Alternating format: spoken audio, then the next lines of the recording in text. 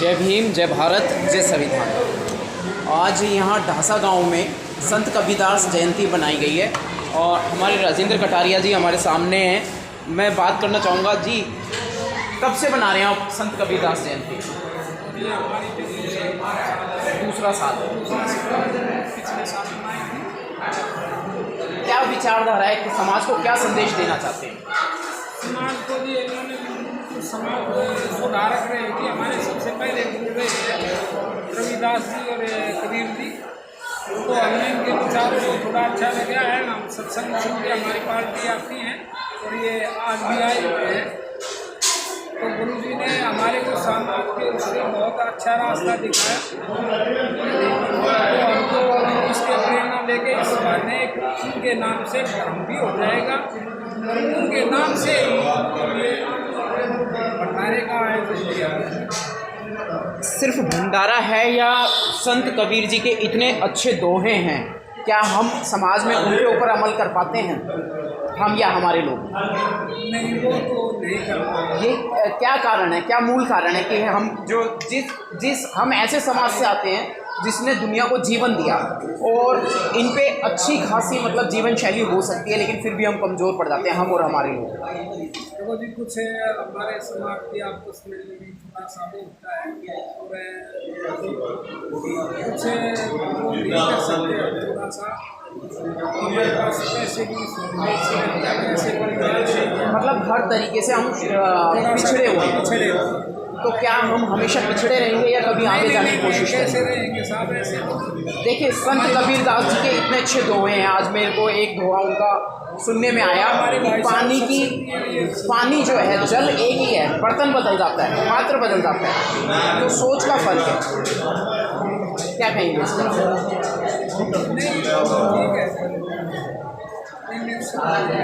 कोई बात नहीं, आप संत कबीरदास जी के बारे में बताइए।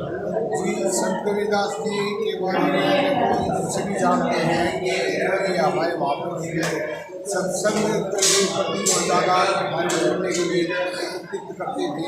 ये किसी जो है पूजा पाठ में विश्वास नहीं करते थे, ये इस चीज़ का खंडन करते थे कि हम जो है जड़ को ना पूछ के चेतन को पूजा जाए, और चेतन को जब तक हम ना पूजेंगे तो हमारा जो है भविष्य अंधकार में ही रहेगा। क्योंकि जो ये हमारे को इन्होंने जो ये जड़ को पूजने के लिए जो षड्यंत्र रचा हुआ है जी, वो जो है हम नहीं समझ पा रहे हैं। जबकि हमें कबीर साहब ने बोला है कि आप जो है जड़ को ना पूजिए, आप चेतन को पूजो जी, क्योंकि जड़ तो कुछ हमारे को ना तो कोई शिक्षा दे सकता है और ना हमारे को कुछ ज्ञान प्रकाशित कर सकता है और ना कुछ बोल सकता है जी। हम तो ये है कि लकीर के फ़कीर बने हुए हैं। जब तक हम इस लकीर के फ़कीर को, इसकी चाल को नहीं छोड़ देंगे, जब तक कबीर साहब के रास्ते पे हम नहीं चल रहे और ना चलने की कोशिश करते। लेकिन एक वर्ग है जिसको हम राजपूत बनिया ब्राह्मण के नाम से जानते हैं, कबीर जी के दोहों के विषय में तो वो भी जानते हैं। वो सिर्फ जानते हैं और हमारे को भ्रमित करते हैं, लेकिन वो चलते नहीं और नहीं हमें चलने देते। कारण हम मतलब हम ऐसे ही रहेंगे, हम या हमारा समाज? नहीं, हमारा समाज ऐसे नहीं रहेगा। पहले से काफ़ी जागृत हुआ है जी, और जो कबीर साहब की वाणियाँ हैं वो आजकल ज़्यादा प्रचलित भी हुई हैं जी। हम जो है सत्संग के कबीर जी के दोहे उस समाज ने तो बनाए जी, जो हमें दबा कर रखता है, लेकिन हमारे लोगों ने कितने दोहे पर काम किया कबीर जी के? हम जो है इकट्ठे हुए ही नहीं हैं अभी। हम हमारे को जो है बहुत से भागों में इन्होंने बांट दिया है। हाँ, जैसे वो चीज़ें हमारी कास्ट बना दी गई है, जबकि संत जी ये कहते हैं किसी की इसमें कोई जात पात नहीं है। बिल्कुल नहीं है, सही बात है कि हम सब एक समाज से हैं, तो एक ही हमारे होना भी चाहिए जी। लेकिन यहाँ पर जो है ना हमारे को तोड़ दिया, कोई दूसरा बोलता है कि ये उस समाज से है, ये उस समाज से है, लेकिन हमारे समाज कुछ नहीं है जी। संत जी तो यही कहते हैं, लेकिन जो है हम इस बात को समझ नहीं पाते। कुछ और समाज को बताना चाहिए, अपने समाज को इकट्ठा करने के लिए कोई विचारधारा है आपके पास में? देखो, समाज को इकट्ठा करने के लिए जो है जी हमारे जितने भी महापुरुष हुए हैं उनकी विचारधारा हम एक दूसरे से जो है शेयर करें, एक दूसरे को इकट्ठा करें और उन पर चलने का, कम से कम चल नहीं सकते बताएं, बिल्कुल बताएं और उनको इकट्ठा करें, इतना भी बहुत है। अगर उनको हम समझा सके तो हमें समझाना चाहिए। अगर 20 आदमी हमने इकट्ठे किए हैं तो 20 में से अगर हमने 2 को भी समझा दिया तो इसका मतलब हमने कुछ किया है समाज के। बिल्कुल बिल्कुल सही कह रहे हैं आप, क्योंकि सभी तो नहीं समझ पाते और नहीं इतनी जो है इनकी समझने की, हमारे समझाने की कैपेसिटी है। लेकिन जब हम एक चलेगा तो उसके साथ दूसरा अपने आप हो जाएगा। क्योंकि ये भक्ति लाइन जो ऐसी है कि इसमें जो है ना संसार के विपरीत चलना पड़ता है। बिल्कुल सही कह रहे हैं आप, क्योंकि संसार जिस तरफ चलेगा, ये जो संतों की हमारी लाइन है ये उसके बिल्कुल विपरीत है। जी जी। और इसमें जो है विपरीत जब चलते हैं हम तो हमारे जो है रोकने वाले बहुत ज़्यादा हो जाते हैं। बिल्कुल, सबसे पहले अपने घर से ही स्टार्ट हो जाते हैं, फिर अपने समाज में हो जाते हैं। लेकिन हमें उनको समझाना पड़ेगा और उनको समझा के ही जो हम इसके जो आपने कबीर साहब की जयंती मनाई है, ना कि हम ये सिर्फ ये है कि भैया आगे प्रसाद खा के चले गए, ये ठीक नहीं है। बिल्कुल बिल्कुल सही कहा आपने। ये चीज़ सोचनी चाहिए कि आज हम इकट्ठे किस लिए हुए हैं और इस महापुरुष के बारे में कुछ थोड़ा बहुत भी अगर कोई भी विचार करे या कोई भी बात करे वो अच्छा है, ताकि प्रसाद खाए। जी, कुछ सेकंड का मैं विराम चाहूँगा, फिर दोबारा बात करते हैं।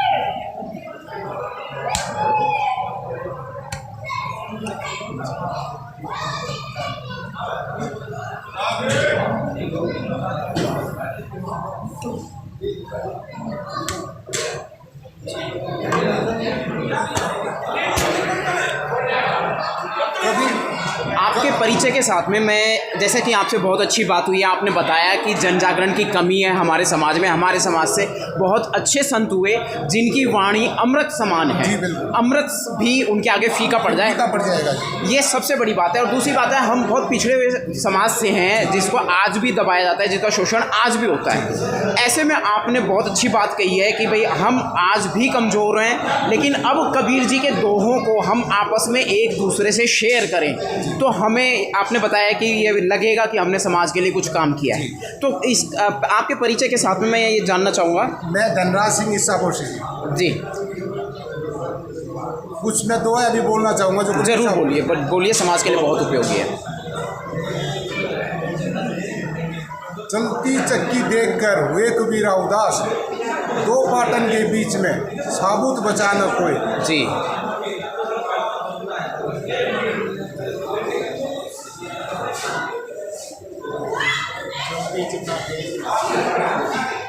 जलती चिता देखकर वे कबीरा उदास,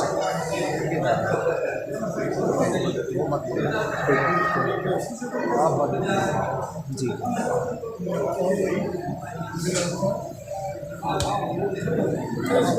चलो लंबे हैं ना, चलो अंग्रेजी बोलेंगे वो बता दें, फिर मैं आइए आप आ जाओ, आप आ जाइए। इनकी हाइट ज़्यादा है, थोड़ा इसको नीचे कर लो। एक सेकंड।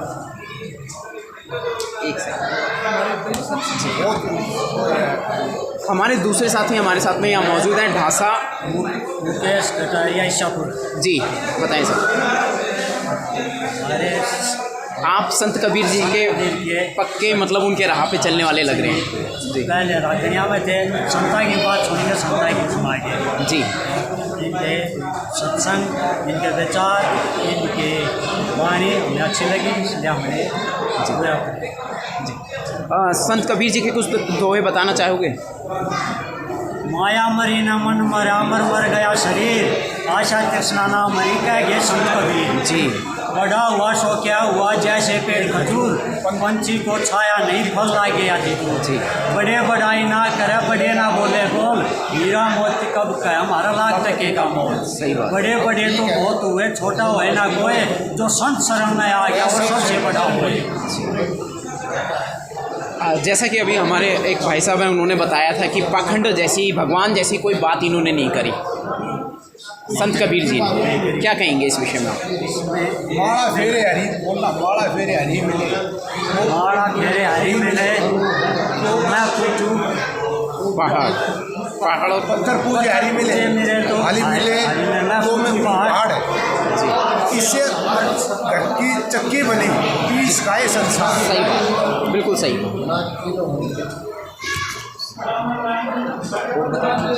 और बात करूँ कुछ बस। और संत कबीर जी के बारे में आप में से कोई आइए सर, आप कुछ कहना, आ जाओ आप।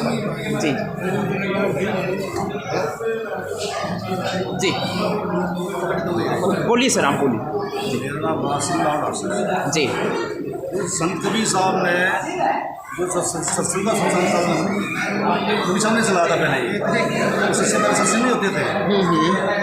कबीर साहब सत्संग के पिता में जी, और ये परमात्मा थे कबीर साहब। और सत्संग इसकी परमात्मा की जो बातें हैं, सत्संग की जो बातें हैं ना, ये हर आदमी जिसके कर्म हो वही समझता है। जी जब परमात्मा सृष्टि से थी तो जीव को ये कहा था कि आप काल ने जीव मांगे थे अलग राज्य बचाने के लिए। पिताजी मैं अपना अलग राज्य बचाऊंगा, मेरे को आत्माएं दे दो। तो परमात्मा पे जो आप जाना चाहते हो काल के राज्य में आप जा सकते हो। जी तो जो अपनी मर्जी से काल के राज्य में जो आत्माएं आई थी जी तो काल के अंडर काम कर रही है। ठीक है। तो उसके बाद में परमात्मा ने कहा भैया अगर कोई आत्माएं पिंड देश में जाना चाहती है, हम रहे पिंड देश में। ये जी इसके संकल्प बताते हैं 5 थे: पिंड, अंड, ब्रह्मांड, पार ब्रह्म, सचखंड।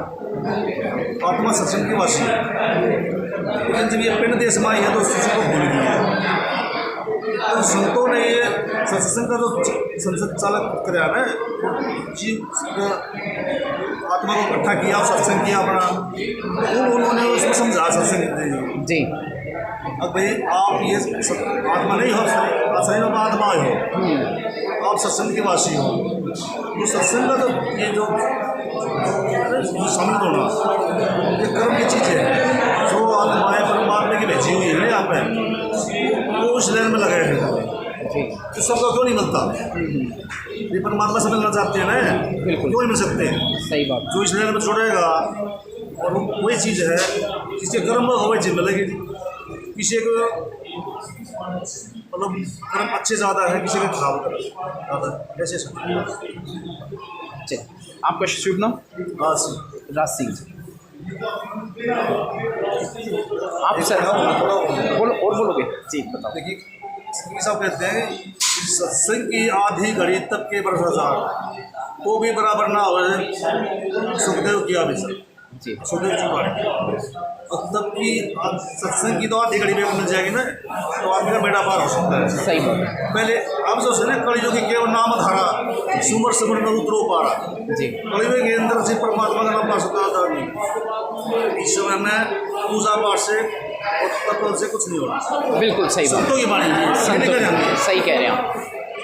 तो कबीर साहब भी सत्संग के पितामह है ये, जी जिन्होंने सत्संग का चलन किया और भंडारे का भी सिस्टम कभी संतों ने किया था, कबीर साहब ने किया था। एक दफे क्या था, पहले क्या होता था कि जो उच्च जाति के लोग थे, पंडित लोग तो फिर जाते चढ़ते थे ज़्यादा। तो एक मतलब जहाँ रहते थे कबीर साहब काशी में, वहाँ बोल दिया जी कबीर साहब भंडारा कर रहे हैं। जी जबकि उस समय के पास कुछ नहीं था, तो जी उसका पैसा नहीं था। जी सही बात है। छोटी झोपड़ी में रहते थे कबीर साहब तो। जी जी तो वहाँ पूरा वो इलाके को अनाउंसमेंट करवा दिया भाई कबीर साहब भंडारा कर रहे हैं राजनीति का। तो कबीर साहब के बाद पप्पू जी बात हुआ, तो शिष्य तो बता जी तो यहाँ तो भंडारे के बाद से देखे भाई हम कहाँ से भंडारा करें, हमारे पास कुछ है नहीं। सही बात। तो कबीर साहब अंतर्यामी थे, परमात्मा खुद थे। तो वहाँ जिसका टाइम रखा था इस दिन का, दुनिया भर के पब्लिक छोड़ दी उन्होंने। कबीर साहब उसकी बेइज्जती करने के लिए पब्लिक का क्या कहा है, क्या करेंगे? फिर परमात्मा क्या कर सकता? परमात्मा तो एक पल में कुछ भी कर सकता है। जी तो कबीर साहब ने ध्यान लगाया, बैठ गए अपनी कुटिया में, लगी कुछ देखा जाए कुटी आने लगी, जैसे सत्संग भंडारे मारी पब्लिक। जी जी बिल्कुल। तो अपने अंदर बैठ गए ना, मैंने तो लो लगा ली, सारा सामान अपने आप पान लग गया। तो भंडारा चले, तो कबीर साहब ने भंडारे का सिस्टम नहीं चला था ये भंडारे में आम आदमी आराम के साथ भंडारे का सकता। उच्च जाति का एक पंडित है, कोई ब्राह्मण है, गो कन्या है, तो उसने जगह जगह अपने आप को बैठाया है उनके बीच में।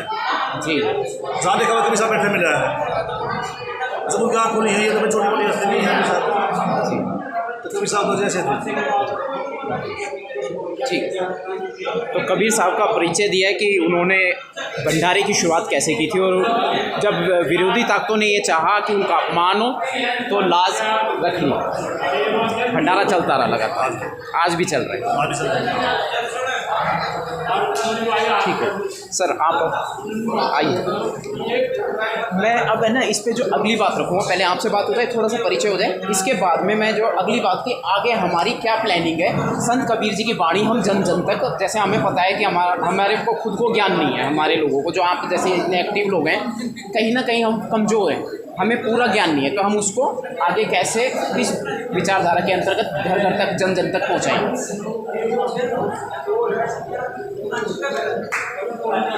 जी सर, जय भीम, जय भारत, जय संविधान, जय संत कबीर जी।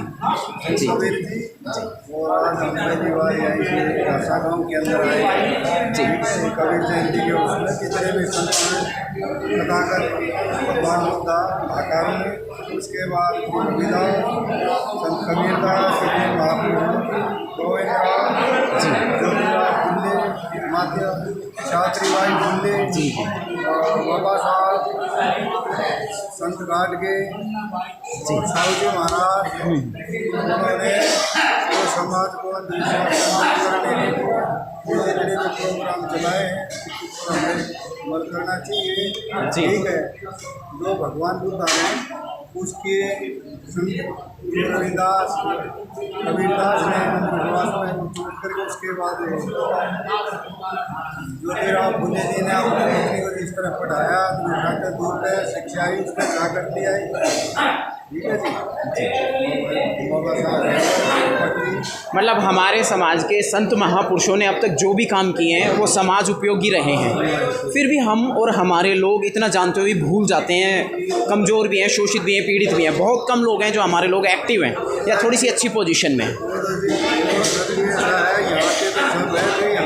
उसके बाद वही है, यहाँ लोग भी बाहर रहते हैं, आते वो देखोगे आप यहाँ जी जी, घर में बार वही बातें है, तो 1-2% आदमी है, वो हर आदमी इस तरह जन जागृति इस तरह बताएगा, पता लगेगा, तो इस तरह ये समाज का जी।